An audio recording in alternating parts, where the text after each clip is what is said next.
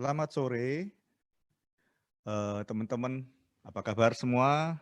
Kita ada di acara Afternoon Coffee Time Talks bersama Erwin Krisnanda. Sore ini mendung-mendung mesra. Kita akan berbincang cukup serius, yaitu tentang choir, tentang konduktor, hal-hal yang baik dan penting tentang sesuatu yang spesial ya. Maksudnya satu sisi lain dari musik yang perlu kita eksplor bersama dengan teman saya namanya Ko atau Mr. Aris Sujubio. Halo, halo. Ya, Ko Aris, apa Ya, kabar? baik, baik. Wah, Very ini good. sore-sore ada di mana nih kok? Ada belakangnya banyak barang-barang aneh itu. Apa itu backgroundnya? Kantor, kantor. Oh, ini di kantornya Ko Aris. Di belakang Ya, itu background apa itu, koleksi, Aris? koleksi. Tifa, Tifa. Tifa. Waduh. Ini yang nggak pernah ke tempatnya Ko Aris harus lihat ini. Tifa. Oh, alat Dari musik Papua. Papua ya? Dari Ya, Papua. Oh, ya. wih, banyak banget. Ini dengan Ko Aris Sudibyo. Wah, pasti sudah Yuk. banyak yang kenal, tapi sore ini kita akan menggali sisi-sisi yang mungkin orang belum tahu tentang Ko Aris. Sebelumnya saya mau congrats, kasih selamat buat Ko Aris karena baru aja memimpin paduan suara Petra untuk menjadi juara PES Parawi Nasional Mahasiswa se-Indonesia nomor 1 ya, UK Petra ya, Ko Aris ya. Puji Tuhan, nomor Wah. 1. Iya. Tapi juga Iya. karena bantuan Ko Erwin ini. Oh iya, bantu ya, pembantu aja. Ya ini pengalaman Lihat, juga. ya, lihat, ya, solid Iya, team. we are team. Oke, winning team ya. Tapi saya belajar banyak, Aris, dari waktu kerjasama ini belajar banyak. Tapi yang paling Saya, mengesankan yang saya saya juga mengesankan itu belajar. ada 2. Yang mengesankan buat saya 2. Yang satu ketika Ko Aris datang di tempat saya dan menceritakan isi hatinya supaya bisa dieksplor di dalam hasil paduan suara online ini ya, virtual ini, collaboration. Yang kedua adalah ketika Ko Aris mengkondak saya untuk mixing. Jadi baru kali ini mixing itu dikondak gitu ya, artinya perjalanan suara itu saya juga, wah ini pengalaman ini, harus teliti, harus semuanya. Tapi ya puji Tuhan kerjasama tim yang baik ini membuahkan hasil, dan sekali lagi Syukur sekali. selamat buat Ko Aris dan Petra. Iya, Ko Aris, saya itu kenal Ko Aris pertama itu enggak kenal ya, karena cuman saya itu dengar nama Ko Aris sudah lama sekali. Hampir semua teman-teman yang saya sering pegang konser paduan suara, orkestra, itu sedikit banyak dan lebih banyak menyebut nama-nama Ko Aris. Padahal saya tidak tahu yang mana namanya Ko Aris Sudibyo. Tapi mereka 15 tahun meninggalkan Surabaya, jadi sudah nggak banyak yang tahu. Nah, berarti saya tahunya itu pas Ko Aris sudah tidak di Surabaya kayaknya. Jadi mereka Iya. bilang Petra ada seseorang namanya Ko Aris membangun paduan suara sampai begini, bisa begini. Saya pikir yang mana kok ceritanya sangat awesome, tapi orangnya enggak ada. Nah itu gimana Ko Aris? Waktu itu di mana ya? Itu padahal saya lumayan. Ya ini tempatnya Oh, ada Papua. di Papua. Jadi Ya. Ko Aris ini sebelum sekarang di Surabaya itu di Papua ya? Iya, saya menggarap anak-anak Papua untuk bisa menyanyi dengan baik. Oh, memang ke sana untuk ngelatih anak-anak Ya. menyanyi? Iya. Khusus untuk itu aja? Khusus untuk mencari bakat-bakat yang ceritanya mencari batu permata yang mentah, yang belum diasah. Wow, loh itu pribadi atau visi lembaga atau apa, Ko Aris? Tidak, pribadi. Saya dengan istri saya 15 tahun yang lalu saya di Petra, lalu meninggalkan Petra, lalu mencari tempat yang dimana saya bisa berkarya yang terbaik, tempat yang paling dibutuhkan, yang tidak ada orang yang mau pergi. Wow, pribadi itu ya, visi pribadi. Iya. Luar biasa, 15 tahun. Dan kalau Ya. boleh tahu hasil 15 tahun itu dengan visi itu dapat nggak Ya, mendapatkan hasil? Saya sudah cukup bisa menggarami Papua. Papua itu cukup besar ya, ada Papua, Papua Barat, ada sekitar 40 kabupaten. Dan mereka pernah bekerja sama dengan saya semua. Dan saya sebagian sudah mengajar pergi ke sana, ke daerah-daerah, melatih mereka, membuka wawasan mereka, dan memberikan contoh dan mengajarkan how to sing correctly dan sing beautifully. Wah, mulia sekali nih. Yang satu mulia itu sekali misinya. Yang kedua membuktikan kalau Koaris ini hidup di musik dan idealis. Kebetulan saya juga menulis buku tentang maximize musicianship, di mana seseorang itu hidup dengan musik itu ada perjalanan yang Tuhan sudah rancangkan sejak awal. Sehingga orang-orang musik ini harus tahu apa yang harus mereka kerjakan di dunia ini melalui talenta yang Tuhan tanam dan rencana atau rancangan Tuhan yang Tuhan berikan sejak mereka diciptakan itu, Koaris. Koaris belum baca ya? Sudah pernah baca? Wah, harus saya kirim ini. Karena ini buat saya sebuah konfirmasi bahwa seseorang yang diciptakan dan diberikan visi oleh Tuhan itu, nah di situ saya tulis bahwa perjalanan musik seseorang dari kehidupan sampai satu titik dia dewasa, Tuhan kasih visi, Koaris, untuk dikerjakan. Nah ini mengkonfirmasi apa yang saya tulis. Begitu. Ya. Wah, senang banget ini. Kalau saya bersyukur kalau saya punya visi sejak saya SMP. Oh, itu dari SMP itu ya? Maksudnya untuk membuat sesuatu itu ya? Ya, saya mulai belajar dirigen itu SMP. Belajar nyanyi, belajar dirigen itu SMA, sudah langsung melatih paduan suara di mana-mana di Jogja. Lalu mimpinya sudah jauh ke sana. Dan setiap langkah, setiap fase dalam hidup saya itu Tuhan selalu tunjukkan, this is your place. This is what you have to do. Now what? Next what? Next what? Itu saya semua ada.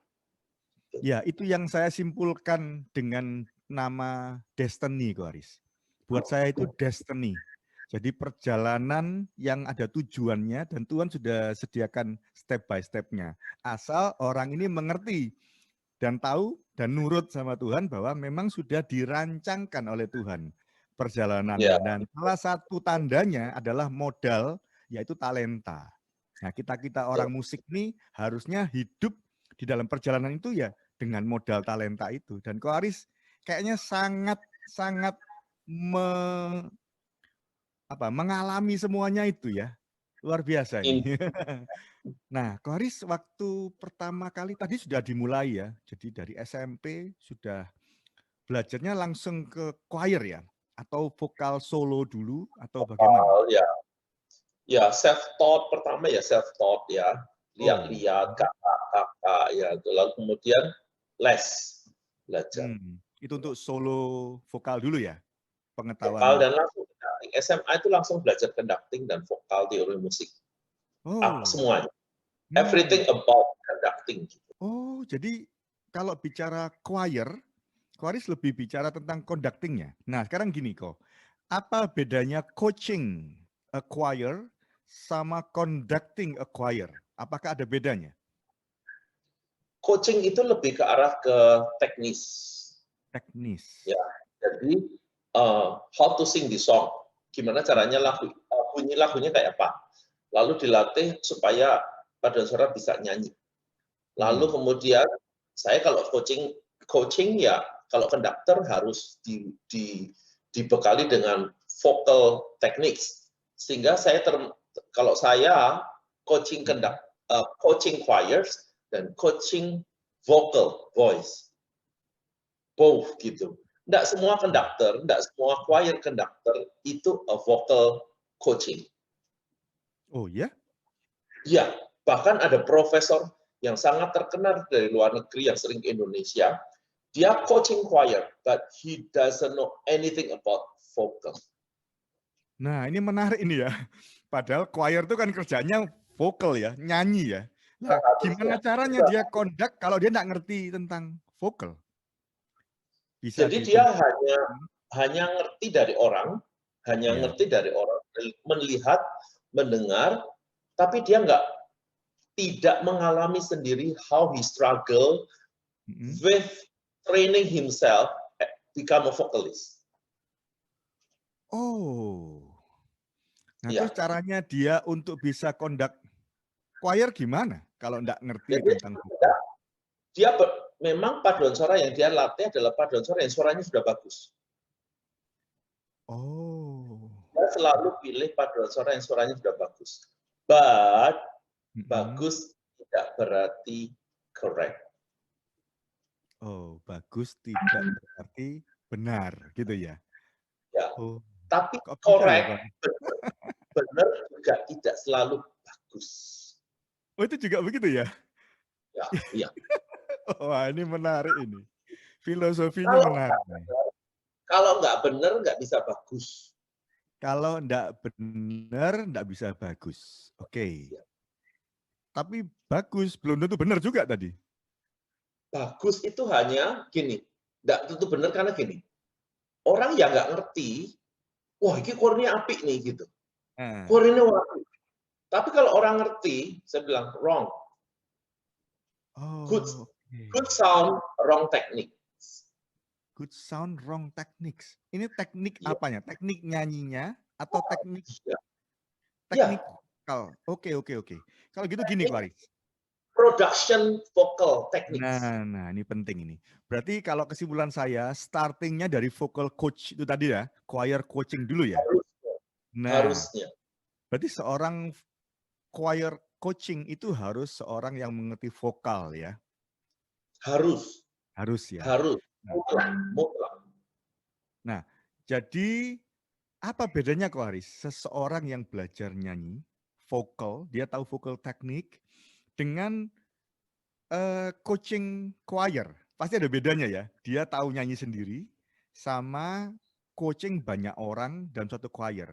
Apakah gimana? Dia melakukan per orang harus dibenerin dulu nyanyinya, atau dijadikan satu pokoknya jadi enak didengar? Gitu. Ya. Mostly orang yang nggak ngerti teknik, tapi dia tahu suaranya yang bagus menurut dia begitu. Lalu dia, oke nyanyi, dia tahu suara ini jelek dan tahu suara yang bagus, tapi dia selalu punya kesulitan how to make this choir become sound like that. Dia kekurangan method, gitu. Kekurangan method. Teknik itu seperti gini, seperti orang mau bangun rumah, gitu. Aku mau masang batu pakai semen. Aku kalau ditanya, campurannya semennya apa? Aku nggak roh, aku nggak tahu seberapa pasirnya dicampur semen, campurannya seberapa. Ya pokoknya nek tak campur ya jadi atos, ya atos. Tapi bisa ke atosan, bisa kurang atos gitu. Kalau ke atosan berarti boros. Kalau kurang atos nanti ambruk, meledak gitu. Saya nggak tahu yang sebenarnya caranya saya mencapai bunyi itu tuh kayak apa, dia nggak tahu. Jadi nggak tahu exactly ya, nggak tahu. Dia bisa lihat YouTube, oh ini wapi ini, aku mau suaranya kayak gini. Dia akan bilang, pokoknya kamu suaramu dibuat kayak gini, gitu. Harus kayak gitu. Tapi dia nggak tahu. Tapi dia nggak tahu how to, gitu. Jadi seharusnya vocal coach itu membentuk suara masing-masing anggota choir itu dulu ya? Bagaimana dengan seperti gereja yang ya biasanya ayo pokoknya bikin paduan suara semua bisa melayani, Terus ya sudah, ayo nyanyi bareng-bareng. Terus diajari notasi kan, suara satu nyanyinya gini, suara satu sendiri, suara dua. Nah itu kan berarti dia cuma tahu nada-nada ya. Kalau bicara vocal coach, itu apakah juga ke produksi suara masing-masing anggota? Iya, iya, Gitu ya. iya. Jadi walaupun Tidak. dasar mereka awam pun harus diarahkan, di coach sampai bisa nyanyi benar. Oh, ya, gitu. makanya sebetulnya ada sebuah metode namanya group vocal techniques. Group vocal techniques. Oke. Ya, itu beda caranya dengan personal guru vokal. Oke, one Jadi to ada one. teknik. Ya, jadi itu namanya group vocal techniques di dalam teknik mengajar vokal di dalam satu grup. Karena kita nggak keterbatasan waktu untuk mengajar satu-satu kan, gitu. Jadi kita mengajarnya secara grup. Exercise-nya apa? Yang dituju apa? Suaranya mesti gimana? Aku untuk mencapai suara itu, aku harus melalui step-step seperti apa? Latihan vokal seperti apa? Latihan pernapasan seperti apa? Latihan tangga nada seperti apa? Itu ada metodenya. Itu namanya group vocal techniques. Oh, jadi melatih langsung dalam grup ya? Bukan Iya. solo vokal? Iya. Oh, jadi efektif ya? Nggak perlu melatih per orang, tapi dengan teknik grup itu langsung jadi grupnya bagus. Harus efektif, makanya kan ada tekniknya. Nah, ini kayaknya penting ya. Teman-teman yang melatih core, paduan suara, vokal grup, ini ternyata dari Ko Aris ada teknik khusus untuk melatih sebuah grup vokal, dan itu berbeda dengan kalau nyanyi solo ya Ko Aris tentunya ya. Iya. Berbeda Iya, ya. betul. Nah, nyanyi solo sama nyanyi di paduan suara itu beda. Tekniknya beda. Tekniknya beda ya? Beda, sangat beda. Dan tidak selalu orang yang suara solonya bagus, dia bisa nyanyi di paduan suara. Gitu. Karena tekniknya beda. Gitu. Berbeda. Kalau di solo itu nggak ada yang namanya blend. Balance. Balance. Iya. Oh, udah keluarnya sendirian gitu ya? Ya, lalu juga nggak ada yang namanya coloring. Coloring. Yes. Ya, nah coloring itu sendiri harus dibentuk. Color itu bisa dibentuk dengan nanti namanya placement, ya, namanya placement, vocal placement. Kalau placementnya salah, bunyinya akan beda. Makanya sebetulnya tekniknya tuh banyak sekali. Cara menyanyi itu tekniknya sangat banyak. Nah, saya mau pakai yang mana particularly untuk lagu ini saya mau pakai tekniknya ini. Lagu ini saya pakai teknik ini. Lagu ini pakai teknik yang ini. Itu beda. Sangat beda. Ya? Jadi, harus beda. Oh iya. Ya karena mulut kita ini instrumen. Kayak misalnya saya main biola. Saya mau biolanya saya bikin bright atau sedikit mellow, itu ada caranya. How to handle it. How to handle the string, how to handle the bow. Kalau saya mau bikin mellow, saya harus bagaimana? Kalau saya mau bikin bright, saya harus bagaimana? Apalagi vokal. Vokal itu, waduh, bisa macam-macam. Sangat bisa. Oh iya. Sangat bisa. Jadi ini istilahnya itu diproduce ya, dibuat menjadi seperti apa yang kita mau, match to lagunya. Tapi ternyata maksudnya Kak Aris, dalam satu kelompok itu membentuk color menjadi sama, berarti mereka keluar dari masing-masing colornya. Dari karakter masing-masing mereka diblendkan jadi satu color, makanya membentuk color yang baru. Coloring. Tapi yang personal harus di color. Ya, supaya akhirnya. Iya, gimana kalau secara keseluruhan kita mau hijau, tapi satu-satunya orange, hijau tua, hijau abang, putih. Mau jadi hijau bagaimana? Nggak bisa. Masing-masing harus hijau ya. Ada mungkin hijau tua titik, hijau 6 titik, ya gitu ya. Tapi hijau gitu. Semakin precise, aku mau hijau yang ini semua. Jadi ketika jadi satu ya, cereng hijaunya hijau itu yang kita mau. Gitu. Iya. Wah, ini banyak poin ya, teman-teman yang belajar tentang choir, tentang vocal group, at least sudah ndak solo, itu ternyata banyak hal yang membuat jadi bagus, yaitu coloring atau membentuk karakter vokal masing-masing yang harus dikumpulkan jadi satu warna. Kalau enggak, Betul. ating pecotot keluar sendiri-sendiri ya, enggak jadi vokal group ya, apalagi choir ya. Betul. Iya. Wah, luar biasa. Nah, sedangkan setiap lagu menuntut color yang berbeda. Ini lebih dalam lagi ya. Jadi bukan berarti kalau sudah berhasil satu lagu terus semuanya jadi gampang, enggak juga ya. Enggak. Makanya sebuah core yang bagus itu selalu dia mampu menyanyikan all kind of music. Padahal Dia itu different. Masing-masing ya, different ya. betul. Core yang kurang bagus, ya bukannya kurang bagus, kurang komplit menurut saya, kalau dia hanya bisa menyanyikan one kind. Lagu di depan bagiannya adalah light, ya, riang, gitu, ringan. Saya harus colornya sedikit bright. Bright nggak boleh terlalu tebal suaranya. Harus agak light and bouncy. Nanti di bagian tengah itu dia mulai ada struggle. Di bagian belakang sedikit dia dying gitu. Ada mungkin di bagian nanti dia angry. Lalu setelah angry dia release. Lalu belakangnya peaceful. Oke. Jadi bagaimana orang yang mendengar tanpa mengerti kata-katanya, mereka bisa mengalami sebuah pengalaman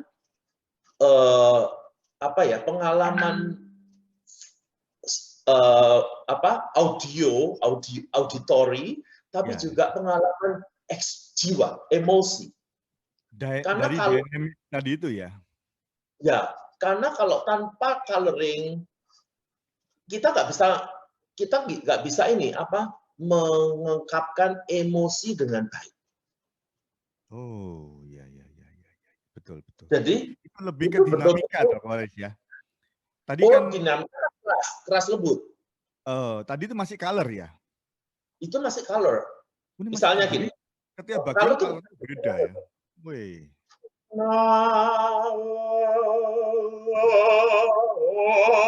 Beda kan?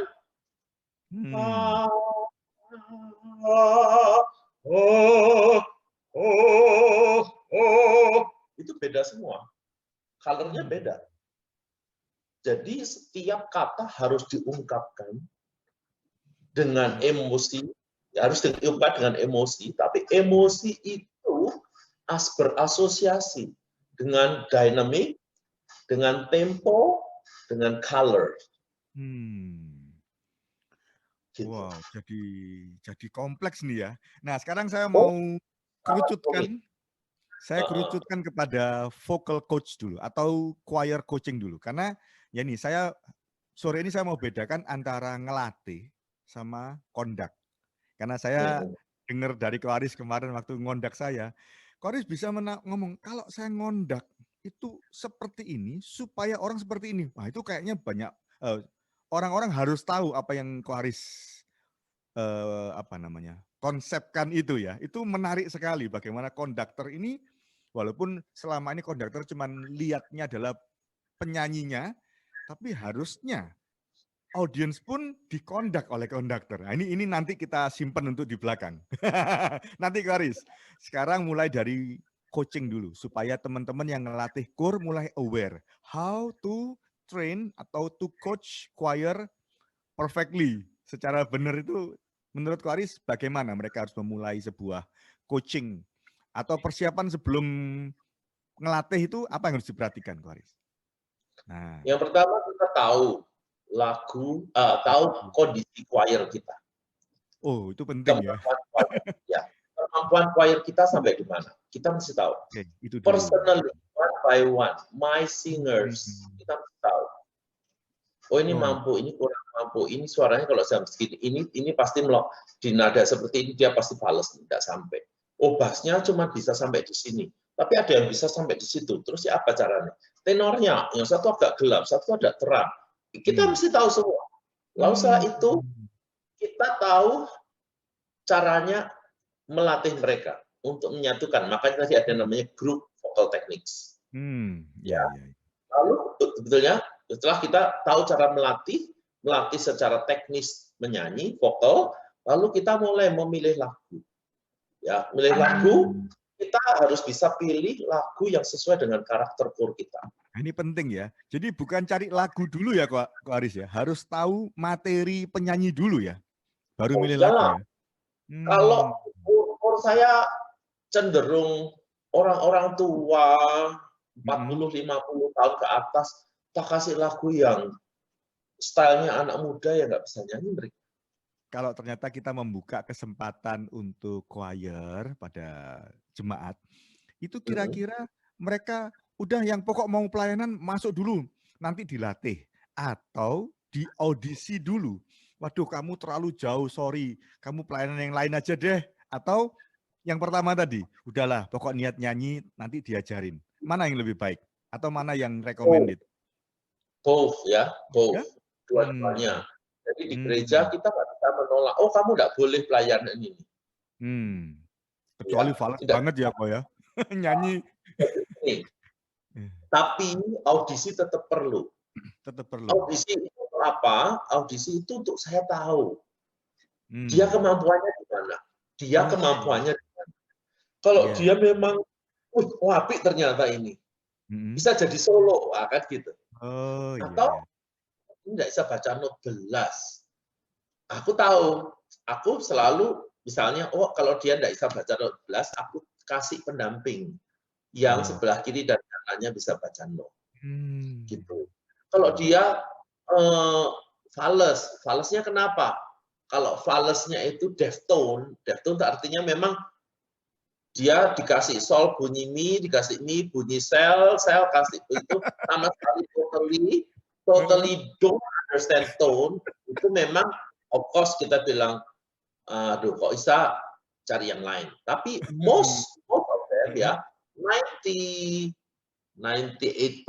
lah, atau 90% orang itu tidak deftone. Dari pengalaman Ko Aris, ya. Jadi sangat sedikit yang deftone itu ya? Orang deftone itu sangat sedikit. Ya, mungkin ada masalah di telinga kali ya? Enggak. Masalah di itu kalau yang orang nggak bisa nyanyi tapi ada loh. Misalnya Koko, kakakku itu kalau nyanyi fales. Oh iya. Tapi kalau ada orang fales dia bilang, "Nggak usah nyanyi, suaramu fales." Gitu. Oh, dia tahu. Dia tahu. Berarti dia bukan deftone. Tetapi dia nggak pernah dilatih. Oh. Waduh, jadi dia nggak bisa koordinasikan bunyi kalau nada segini tuh ya apa caranya ngepasno. Ini ngepasno kayak main biola. Ya. C-nya di mana? Oh, kekakian, kemajuan, kemunduran, itu kan gitu loh. Itu hanya masalah latihan. Kalau dilatih dari kecil, ya pasti gampang. Kalau latih iya, kalau nggak pernah nyanyi sama sekali moro-moro ikut nyanyi, ya dia waduh ngitung-ngitung. Tapi dilihat dia ikut pakai coba kurang naik dikit dilihat nanti di dalam orang banyak, bisa dia bisa ngikut, oke bisa. Tapi dia mesti disupport orang kiri kanannya. Makanya tetap perlu kita ngerti satu persatu penyanyi kita. Gitu. Makanya ya kalau bisa di audisi.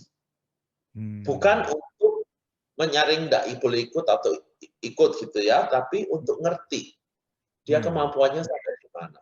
Ini mulai nyambung ya. Jadi choir coach-nya menjadi tahu materi yang dia punya, yang ada di tim dia. Baru dari situ dia memilih lagu yang sesuai tadi ya dengan materi anggota. Ya, yang sesuai yang dalam levelnya. Di dalam levelnya. Kadang-kadang anggota kor juga bilang, "Waris, kok lagu ngene terus mbok kasih lagu sing rada angel titik." Ya kamu angel titik kamu isa, sing itu modar nanti. Gitu kan. Yang setengah latih kita yang latih. Gitu. Ya, gitu. Nah, setelah milih lagu yang sesuai, terus vocal coach atau choir coach ini harus bagaimana? supaya Ya, core-nya bagus?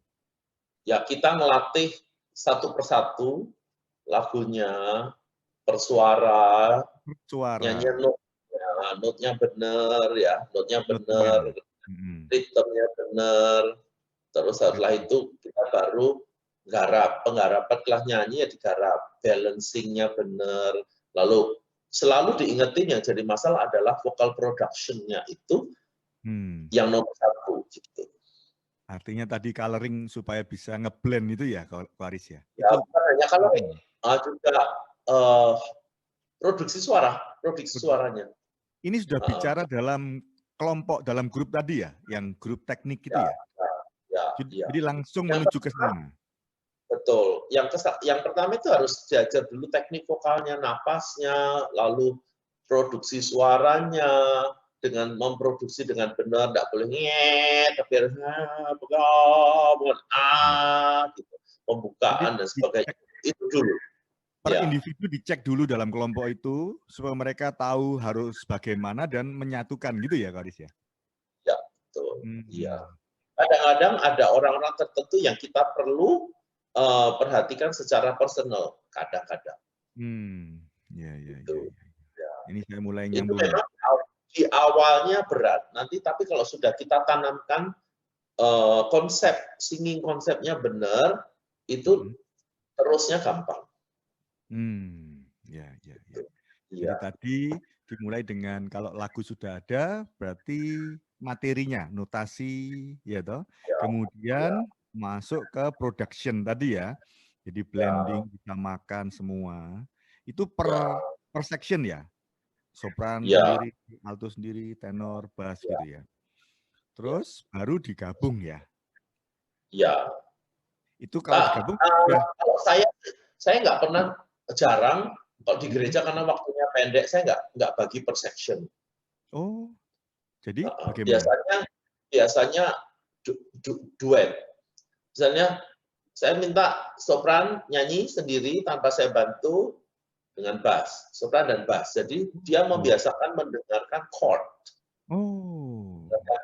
gitu. Hmm. Biasanya orang fales itu karena nggak bisa dengar chord.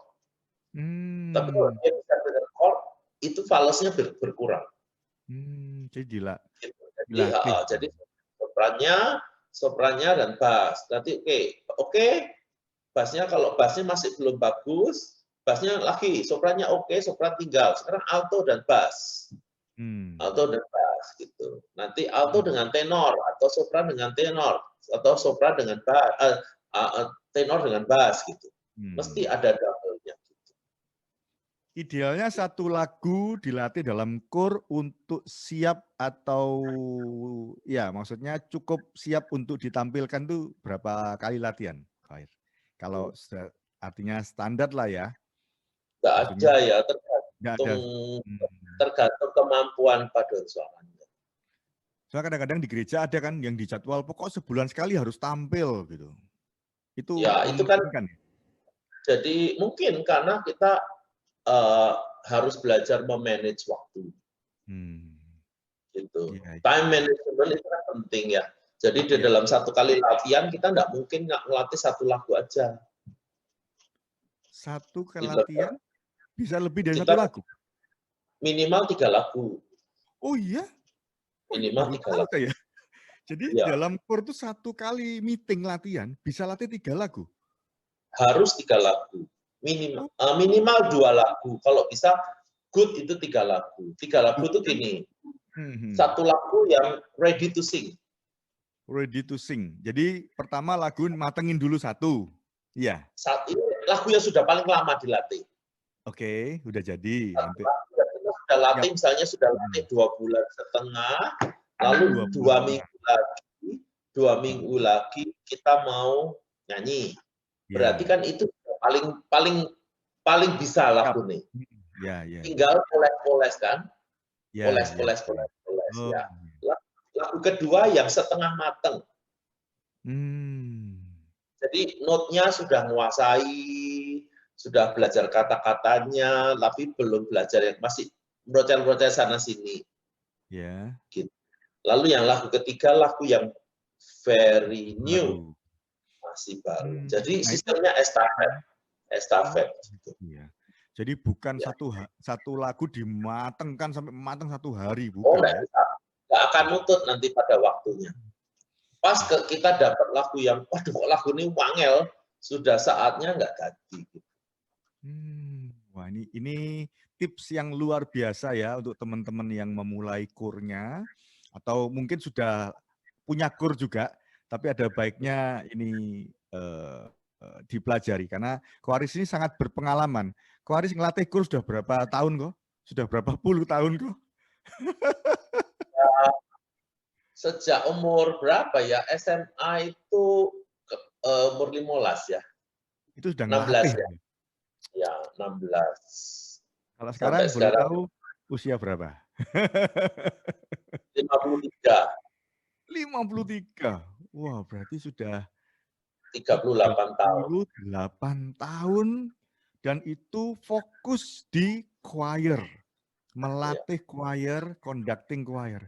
Bisa dibayangkan ini. Waduh, ini tips penting banget Sampai, ya, saya kira ya. Ya, sampai nganu ya, sampai ngintip. ngintip kalau orang Jawa ngintip itu berkerak, berkerak. Iya, iya. Saking matengnya, saking keluar sarinya semua. Wah, luar biasa. Koaris harus memang tadi ya yang memunculkan choir coach yang muda-muda untuk melanjutkan. Ini buat saya esensi konsep yang penting itu ini. Jadi enggak asal nyanyi, enggak terus pokoknya nyanyi bareng-bareng ya. Kita pengen memberi yang terbaik lewat pelayanan kur ini. Menurut saya pelayanan kur ini paling sulit kok, Koaris. Dari ngelatih waktunya panjang, orangnya banyak, masalahnya banyak, ya kan? Jadi jadi kalau Koaris lancar gini nih, yang enggak diomong lebih banyak kayaknya ya. Masalahnya, nanti belum bajunya seragam, nanti yang enggak cocok warna, itu enggak perlu diomong, tapi itu masalah ya Koaris ya. Namanya orang banyak ya. Apalagi orang 5 tua-tua. bener. 5 orang aja susah, apalagi kalau lebih dari 20. Bisa Ya, dibayangkan. kalau kur yang 50 tahun ke atas paling susah. Gitu ya? Masalah baju itu kegegeran. Iya, iya, iya, iya. Model seragam, aduh, warna, aduh. Ya, ini kayaknya kalau sampai ke situ kita tidak selesai karena banyak pernak-perniknya. Tapi sore ini saya cuma mau fokus satu di vocal atau choir coach-nya. Tadi saya kira sudah banyak tips-tips. Kita tidak bicara teknis ya, mau sampai berapa lama, satu-satu. Tapi konsep melatihnya saya kira sudah dapat poin-poinnya. Jadi materi penyanyi harus diketahui dulu oleh coach-nya ini. Tentunya coach-nya sudah siap ngelatih ya tadi ya. Ada coach yang nggak bisa, nggak tahu nyanyi bagus seperti apa, ya belajar nyanyi dulu, belajar tahu harus bagaimana dulu untuk melatih chord. Kemudian para penyanyinya diketahui kemampuannya, baru milih lagu yang sesuai dengan kemampuan mereka. Kemudian mulai melatih nyanyi yang benar secara lagunya, notasi, masing-masing sudah benar. Tadi digabung-gabung, di blend, di color sampai bisa nyatu dengan baik. Dan tadi Ko Aris juga kasih tips bahwa satu kali pertemuan kalau bisa 2-3 lagu. Saya kira ini hal yang baru juga ya. Karena kayaknya kok saya jarang lihat satu kur latihan 1 jam, 2 jam itu bisa sampai 3 lagu. Tapi ini ada baiknya ya. Satu mateng di review, yang satu dipersiapkan untuk tampil, yang satu ngelatih lagu baru. Saya kira juga enggak bosen ya. Kalau satu lagu 2 jam, wah udah males ngantuk gitu ya, nunggu. Tapi kalau lagunya ganti mungkin fresh. Ini pasti keluar dari pengalaman Waris ini. Nah, sekarang ini yang kedua, Waris. Tentang conducting. Selama ini saya ngelihat cuma satu paket ya. Pokok yang ngelatih ya kondak, yang ngondak yang ngelatih. Apakah memang harus begitu, Waris? Yang ngelatih harus ngondak atau konduktor harus ngelatih sendiri? Memang harus begitu? Iya. Iya. Oh, harus ya. Jadi Kan dia kita mau produk apa? Kita produknya apa? Kalau kita produknya, kita mau produk yang seperti apa? Kalau kita punya asisten yang ngerti produk yang aku mau capai, nggak apa-apa. Orang lain membantu melatih nggak apa-apa. Tetapi jangan sampai saya tukang masak, saya koki, saya chef, ya. Tapi tukang masak nggak ngerti mauku. Jadi rasa, penampilan, dan bentuknya pasti beda. Gitu. Kecuali semua chef selalu ngajarin asistennya. Lalu ngajarin lagi yang tukang motongnya. Ngajarin lagi yang tukang belanjanya. Aku mau materi yang kayak gini. Yang bentuknya gini, yang freshnya kayak gini, yang kayak gini. Kalau milih sayur mesti yang kayak gini-gini. Lalu setelah itu cuci, motongnya mesti motongnya gini. Jangan salah potong. Salah potong nggak tak pakai. Kan gitu. Lalu saya potong benar, lalu dia yang tukang masak. Yang tukang masaknya, apinya nggak boleh kegedean, nggak boleh kecilian, seberapa apinya. Awalnya mesti segini apinya, nanti di tengah gini, lalu belakangnya mesti jos. Lalu ngaduknya mesti apa, lalu bumbunya mana dulu, masuk ini dulu, apa dulu, berapa menit, berapa detik, itu mesti ngerti gitu. Iya. Kalau toh ada yang ngelatih, itu cuman asisten saja ya. Jadi dia mengerjakan sesuai arahan dari konduktor atau konduktor. Misalnya, tolong aku ngelatih note-nya sampai note-nya benar, itu oke, gitu. Ya, tapi kalau yang menggarap lagu, pada waktu memasaknya harus saya sendiri. Oke. Tapi ada ya, Ko Aris. Tadi Ko Aris bilang ada konduktor yang enggak tahu tentang production vokal. Tapi ada juga ya, orang bisa nyanyi tapi enggak bisa ngondak. Ada ya? Oh ya, banyak lah. Banyak lah. Nah, sekarang bedanya apa, Ko Aris? Bedanya kita nyanyi, bisa nyanyi bagus, dengan kita ngondak, prinsip yang berbeda apa? Sehingga enggak semua orang nyanyi bisa ngondak, enggak semua konduktor bisa nyanyi, mungkin begitu. Masing-masing punya teknik yang berbeda. Teknik yang berbeda. Berbeda, ya, gitu. Penyanyi itu nyanyi, kalau saya nyanyi untuk diri sendiri. Kalau saya kendak, saya ngerti nyanyi, lalu saya mengajar orang menyanyi. Ini prinsipnya. Saya yang nyanyi, dirigen nggak boleh nyanyi. Dirigen nggak boleh nyanyi. Konduktor tidak nyanyi, tapi dia mengerti. Dia bisa nyanyi, dan dia mengarahkan orang lain untuk nyanyi, gitu ya. Ini penting sekali. Dirigen itu seperti Ko Erwin, jualannya telinga. Jualannya konduktor itu telinganya yang harus kerja keras gitu ya. Karena dia tidak nyanyi ya. Dia harus peka, dia harus tahu. Dia tidak harus punya suara yang bagus. Tidak harus punya suara yang bagus. Tapi dia harus tahu teknik yang benar. Teknik yang benar dan teknik yang bagus. Tahu caranya ngajar supaya penyanyinya nyanyi dengan benar, dengan teknik yang benar. Yang saya sangat berkesan poinnya, Ko Aris, yang terakhir itu Ko Aris bilang, kalau aku ngondak itu, waktu saya lihat Ko Aris mempraktekkan ngondak, itu nggak umum menurut saya. Karena orang kondak biasanya kan dari kecil, di sekolah pun diajari, kalau ngondak hitung ya 1, 2, 3, 4, 1 gitu kan. Hampir semua ya sama kan, harus ngetuk dengan tanda dari tangan ini. Tapi Ko Aris bilang, aku kalau ngondak itu aku nunjuk jadi enggak banyak, lebih ke gesture. Nah, ini mungkin perlu di-sharingkan. Kenapa begitu, terus bagaimana kok bisa begitu? Atau caranya bagaimana? Nah, ini penting. Kendak itu kan, conducting itu artinya saya mengkomunikasikan apa yang ada di dalam pikiranku, dalam hatiku, kepada penyanyiku. Hanya dengan gerakan tangan. Tidak dengan mulut. Kecuali pada waktu latihan. Salah, gini. Salah, mestinya gini. Aku mau gini. Itu dijelaskan pada waktu latihan. Ya, pada waktu latihan. Nah, tapi sang penyanyi harus bisa membaca gerakan tanganku, apa mauku. Gitu. Jadi, saya akan mendirikan harus sejelas mungkin sehingga core saya tahu apa yang aku mau. Jadi itu non-verbal communication, sign language.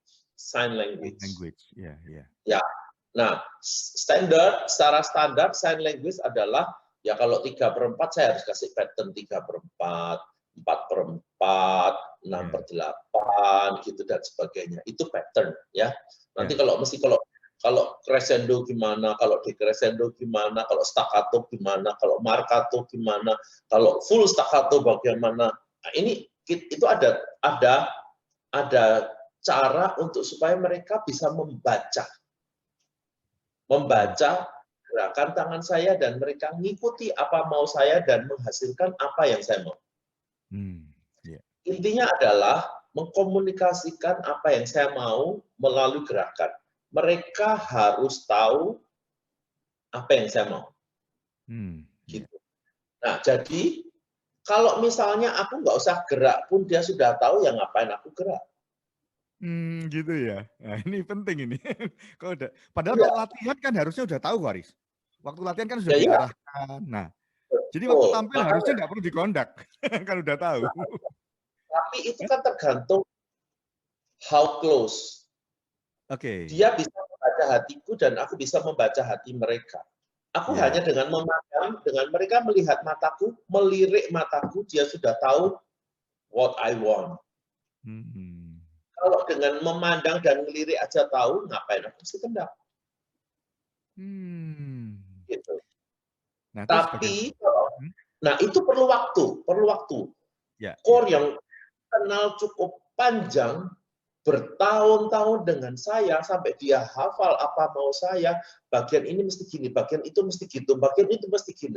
Lalu aku sekedar di depan itu pada waktu konser, aku sekedar mengingatkan, gini loh, gitu loh, ini loh, gitu loh, gitu. Jadi pada waktu konser seharusnya saya tidak perlu banyak bergerak.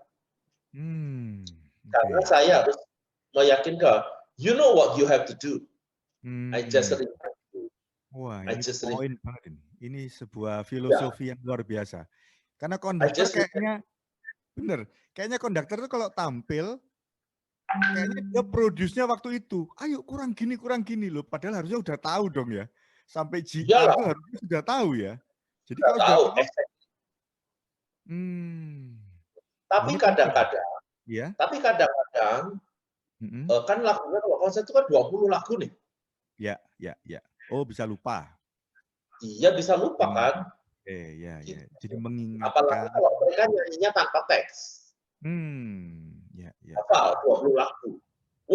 Saya harus make sure they know what to do gitu. Jadi ketika saya kendak itu sekedar mengingatkan, mengunderline yang penting. Bagian ini mesti gini. Jadi biasanya kalau saya kendak, saya bukan kendak technical, tapi saya kendak musical. Gitu. Saya mau musiknya seperti ini. Saya mau emosinya seperti ini. Saya mau ada bagian yang saya tekankan, saya ingetin, bagian ini mesti gini loh. Lalu saya kasih gerakan di mana mereka sudah tahu ini maksudnya gini. Saya diingatin gini. Nah itu saja. Jadi saya nggak terlalu banyak sibuk dengan dirigen sebetulnya. Itu mengingatkan atau secara spontaneous kita memproduksi juga. Artinya di sini bukan spontan ya berarti ya. Cuman mengingatkan saja ya. Kalau spontan nggak akan jadi. Spontan nggak akan jadi. Ya. Semua harus terkonsep. Ya, harus terkonsep. Ya. Nah, ini teman-teman harus sangat-sangat perhatikan ini ya konsep-konsep prinsip-prinsip ini. Jadi semuanya dipersiapkan secara konsep dan itu ditampilkan, konduktor mengingatkan. Berarti nggak 100% harus Kan banyak konduktor, semua lihat saya, ayo, harus perhatikan saya. Padahal kalau mereka sudah tahu yang harus dilakukan, kan nggak perlu lihat mestinya. Oh, mereka cuma diingatkan aja ya. Memang begitu, Garis? Iya. Saya sering kok. Saya di beberapa kali saya nggak kendak. Saya ikut nyanyi. Oh iya? Bisa jalan? Iya. Itu paduan suara yang di Filipina, Philippine Madrigal Choir itu nggak pernah pakai conducting. Oh. Ya, konduktornya duduk di paling samping sebelah. Kalau dari mereka, sebelah kanan sendiri, paling luar. Menghadap mereka. Ikut nyanyi. Ikut nyanyi. Oh, jadi tidak ada tanpa konduktor. Dan selalu duduk nyanyi. Tiap tampil selalu. tidak? Selalu. Memang tradisinya dari pertama mereka berdiri sampai berapa puluh tahun ini, tidak pernah pakai konduktor. Soalnya kayaknya kalau kita lihat ya, sepertinya dikondisikan bahwa KUR ini sangat tergantung kepada konduktornya. Kok konduktornya nggak ada, kayaknya akan jelek, pasti jelek, nggak bisa nyanyi gitu loh, Aris. Ternyata harusnya kalau persiapannya matang, udah jadi, nggak perlu, karena persiapannya terkonsep waktu latihan gitu ya harusnya ya. Oh, ini penting sekali nih konsep ini. Oh. Nah, bagaimana dengan yang Aris bilang ke saya? Dari gerakku, aku bisa ngajak audiens itu untuk masuk ke lagu ini. Nah, itu sisi lain atau tambahan atau spesifikasi kelebihan Aris? Itu belajar menggunakan bahasa tubuh. Ini untuk ke tim penyanyi, ke choir atau kemanapun. Jadi waktu Aris conduct itu ke dua-duanya, ke audiens juga kepada choir sendiri. Betul. Itu adalah body language. Pernah perhatikan nggak Lang main piano? Oh iya, sering. Tapi kan solo performance ya, artinya lebih ke arah estetik, sesuatu yang menarik, atraktif, gitu kan? Menarik kan? Menarik kan? Menarik. Kalau dibandingin sama pianis-pianis zaman dulu, misalnya Vladimir Ashkenazy gitu, wah itu hebat banget. It's boring, sangat boring, karena walaupun dia bagus ya. bagus, tapi buat orang sekarang sangat boring. Kenapa? Karena orang pokoknya dia konsepnya just listen my piano sound, my piano music. Don't look at me. Nggak perlu lihat saya. Nggak ada yang namanya performanship. Ya. Nah, sedangkan pianis modern, Lang, Yu Jawang, itu performanship-nya itu nomor 1. Jadi dia bisa dengarkan, lihat Lang main piano 2 jam tanpa bosan. Jadi dia main piano, tapi dia perform, gitu, performanship, membawakan bahasa tubuhnya itu, wah dia kalau main sampai menarik gitu kan, menarik gitu. Nah, conducting itu harus ada performanship-nya.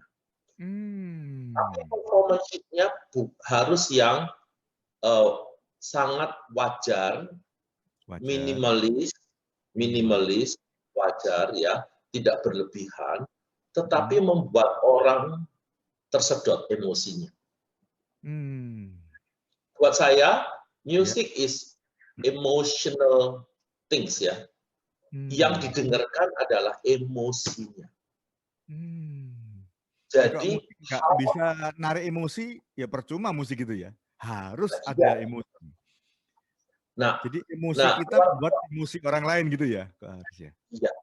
Jadi yang ajaibnya konduktor itu kan hanya kelihatan punggung dan pantatnya.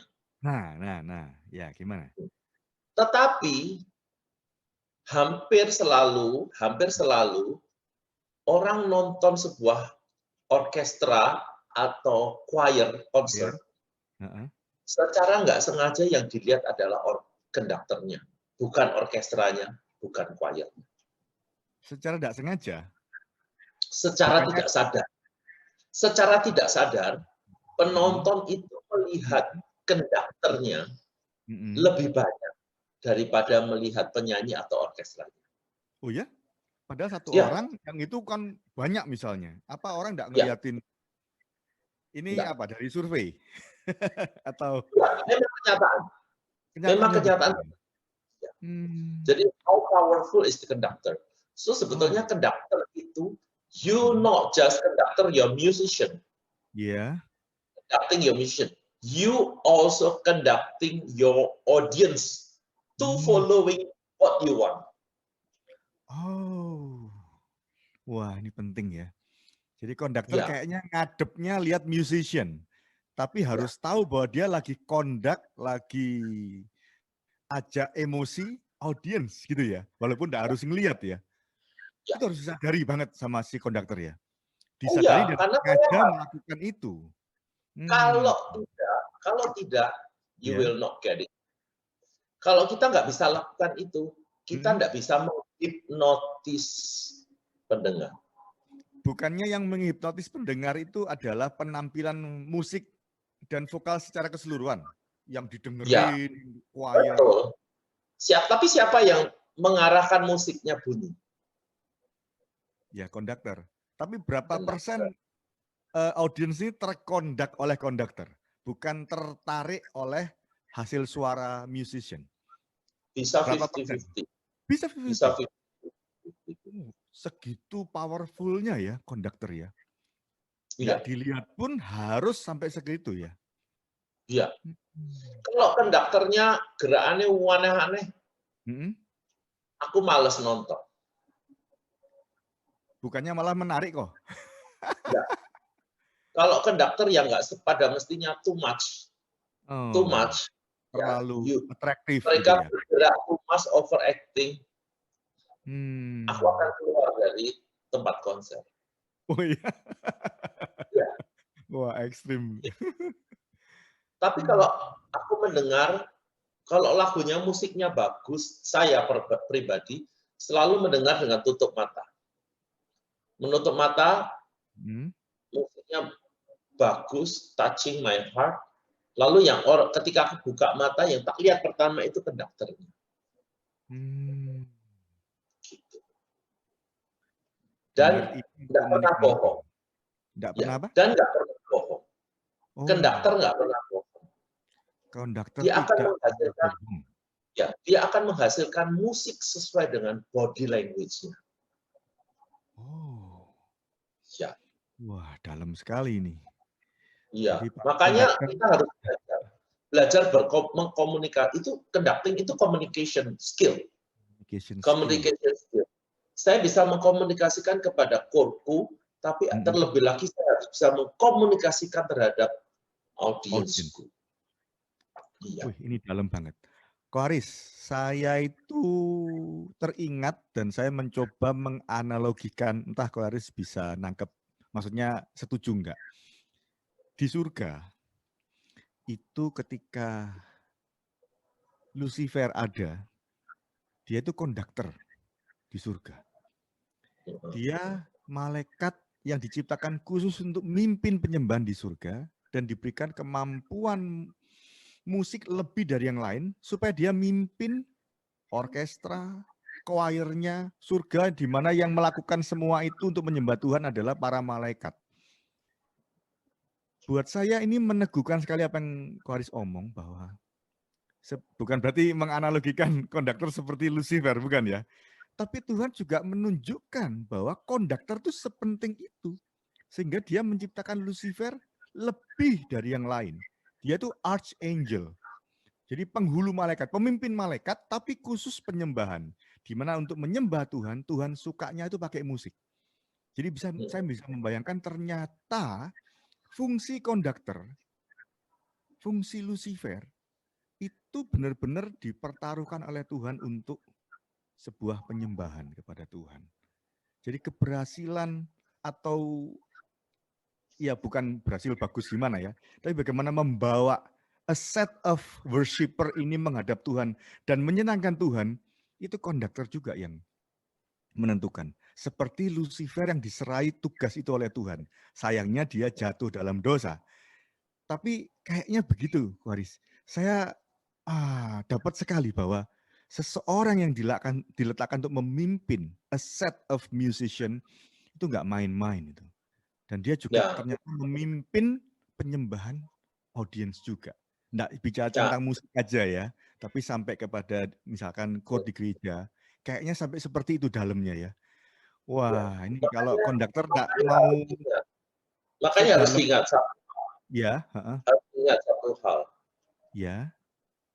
Sebagai seorang konduktor kita harus super humble. Super humble, sangat rendah hati. Yes, dan itu susah. When you kalau kita sudah katakanlah pegang tongkat komando, ya. Konduktor itu fungsinya seperti seorang diktator. Ya. Konduktor never wrong. Conductor never wrong. Waduh ini. Ya, ini. If conductor wrong, all wrong. No, it's not the mistake of conductor. Wah, repot ini. Hampir selalu seperti itu. Hampir selalu seperti itu. Ya. Makanya yang membedakan great conductor sama seorang diktator conductor itu adalah hatinya.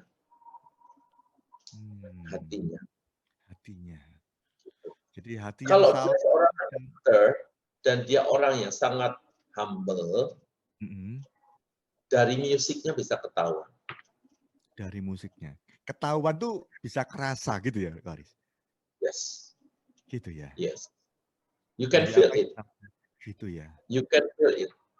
People sing with pride and sing with humility sound different. Jadi ketika kita mendengar satu set, misalnya choir atau orkestra and choir itu keluar, kalau kita mempersif itu misalnya tadi yang Aris bilang, oh, kita bisa tahu suasana atau apapun yang muncul, itu yang ngedrive berarti konduktornya ya, Aris? Iya. Hati konduktor yang muncul di musik itu ya? Betul. Iya. Luar jadi biasa. kalau konduktornya very pride person, sangat sombong, itu akan termunculkan ke dalam musiknya. Hati-hati para konduktor. You are the most important person in music. Dan kembali lagi ke Lucifer tadi, dia juga jatuhnya di situ ya, Karis? Gara-gara dia tidak humble. Betul. Itulah the most difficult things to be a music leader in the church. Itu adalah punya kerendahan hati. Karena begitu dia tidak punya kerendahan hati, dia akan menjadi Lucifer di dalam gereja. Waduh. Sore ini saya belajar sangat banyak dari Ko Aris, mengkonfirmasi banyak hal, walaupun saya ini bermusik sudah 30 tahun lebih, mungkin ya mungkin udah menjelang 40 tahun bermusik. Tapi ini mengkonfirmasi banyak hal yang saya pelajari. Jadi, ini saya sampai warak ini Waris. Warak dengan konsep-konsep yang berat, dalam yang saya tangkap dan membuat saya semakin semakin menghargai bagaimana Tuhan memberikan modal talenta musik dalam kehidupan saya. Oh ya, satu lagi terakhir. Dikit lagi, Waris. Waris kan bilang waktu itu, saya ngondak dengan body language, ya kan? Jadi ke depan dan ke belakang. Ini terakhir. Gimana caranya, Waris? Nggak ngelihat kepada audiens, tapi saya mau katakanlah mau ngajak, mau ngarahkan, mau nyuruh audiens untuk ngikut saya, itu caranya gimana Ko Haris? Apa goyang-goyang gitu? Enggak, Sedikit kompleks ya. mereview. Gimana? Very kompleks, sangat kompleks ya.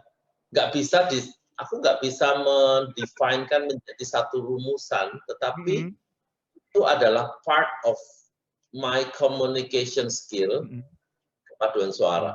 Paduan suara menyanyi seperti yang aku mau. Musiknya aku kendalikan seperti yang aku mau, sehingga ketika itu muncul, didengar, ketika musik itu bunyi, itu orang menunggu dan ngikut. Oh, I see. Ada istilah gini. Itu memang sudah aku konsep, musiknya sudah aku konsep. Mau seperti tetapi ini. Pendengar kan nggak tahu. Nggak tahu, betul. Nah, itu gimana? Tahu. Jadi konsepnya itu adalah give a lot of small surprises. Give a lot of small surprises. Jadi memberikan banyak surprise kecil-kecil gitu ya? Iya. Yang unexpected, artinya gini, unexpected. Ya, surprising tadi ya. Jadi ya, penonton dibuat kaget-kaget. Ya gitu ya. Misalnya gini, secara teknis, kalau musik itu sangat metronom banget. Oke. Itu bisa ditebak. Paling ya begitu terus gitu ya. Kayak mesin bisa ditebak. Tetapi musik harus mengikuti emosi. Oke. Nah, emosinya itu bisa menyepat, melambat, bisa tense, bisa rilis, bisa excite, bisa relax. Aku mainkan secara musikal, itu namanya musicality-nya dimainin. Sehingga orang sampai napas aja harus ngikutin, choir-nya. Kalau choir-nya nggak napas, disembunyikan napasnya sehingga penonton nggak berani napas. Wih, ini luar biasa ini. Sampai penonton nahan napas. Diatur ya. Napasnya penonton diatur oleh konduktor ceritanya. Saya nangkepnya gini, Ko Haris. Tadi kan saya tanya, gimana caranya Ko Haris ngadepnya ke musician mau meng-attract atau mengajak audiens. Ternyata Ko Haris menjelaskan. Dengan Ko Haris mengarahkan, mengkonsep, membuat semua yang dimaui oleh konduktor itu dimunculkan oleh choir dan orkestra itu, ketika itu muncul ke audiens, itu yang ngajak mereka. Sama dengan terajak oleh konduktor itu sendiri ya. Ya, dan gerakanku sendiri. Ya, dan gerakanku sendiri ada yang aku sembunyikan, ada yang aku kelihatan. Ada movement yang aku sembunyikan supaya mereka nggak tahu tiba-tiba keluar sesuatu yang unexpected. Sehingga mereka wow gitu. Tapi ada yang sengaja aku ajak mereka supaya mereka kalau saya kelihatan engage, they're following. Tapi ketika saya menyembunyikan, mereka mencoba mencari what next gitu. Jadi gimana itu ya? Ini teknik tinggi nih sudah nih. Jadi teknik tinggi choir conducting itu kayaknya sedalam itu, efeknya memang dipersiapkan, bahkan tadi itu bagus ya. A lot of small surprises. Jadi dalam melihat sebuah performance itu penonton jadi nggak bosen, tapi kemudian dapat sesuatu letupan-letupan yang mengikuti, akhirnya engage gitu ya. Nggak terduga. Nah ini penting sekali. Jadi kalau teman-teman banyak yang tampil bikin musik atau tampil bermusik itu asal gelundung atau ya sebisanya, pokok bisa main di rumah dan tampil sama saja. Saya kira perlu memikirkan bagaimana kita membuat sebuah performance yang highly engaging audience seperti ini. Dimulai dari konsep dan hati dari konduktor atau ya pokoknya ada yang mengkonsepkan untuk tampilan musik itu ya, Ko Haris ya. Jadi enggak sekedarnya. Wah, ini tapi sangat juga itu musik. tidak hanya sound, nggak hanya sound tapi gesture juga. Apa? Bukan hanya sound, gesture, gerakan. Gesture. Gerakan. Ya, tidak gesture, hanya bergerak saja, tidak hanya nyanyi toh, tidak ada bunyi toh, tapi juga gerakan kita, ekspresi penyanyinya, gerakanku itu membuat emosinya mesti kental, emosinya mesti kental. Betul. Tadi yang saya tangkap adalah Ko Haris mengkondak musician dan mereka memunculkan musik itu supaya audience mendapatkan musik itu. Tapi termasuk juga gesture mereka. Ketika konduktor ini mengkondak gesture musician dan mereka juga memunculkan ekspresi lewat gesture, itu juga bicara kepada audiens ya. Wih, dalam banget Ko Haris. Banyak banget ya yang dipikirkan dan dikonsepkan dan diproduksi oleh seorang konduktor sampai a set of musician ini benar-benar mengerjakan karya musiknya dengan lengkap begitu ya, komplit banget. Iya. Wah, Haris, nah itu yang menurut yang saya bilang adalah hypnotizing the audience. Iya. Hypnotizing the audience. Nah itu penting, apalagi untuk mereka-mereka yang paduan suara yang advance, yang ikut-ikut lomba. Yang ikut-ikut lomba. Oh, pantesan kemarin juara Ko Petra ini, konduktornya. Nggak tahu itu ya. High teknik begini. Itu sebetulnya susah sekali ketika itu dilakukan di dalam virtual.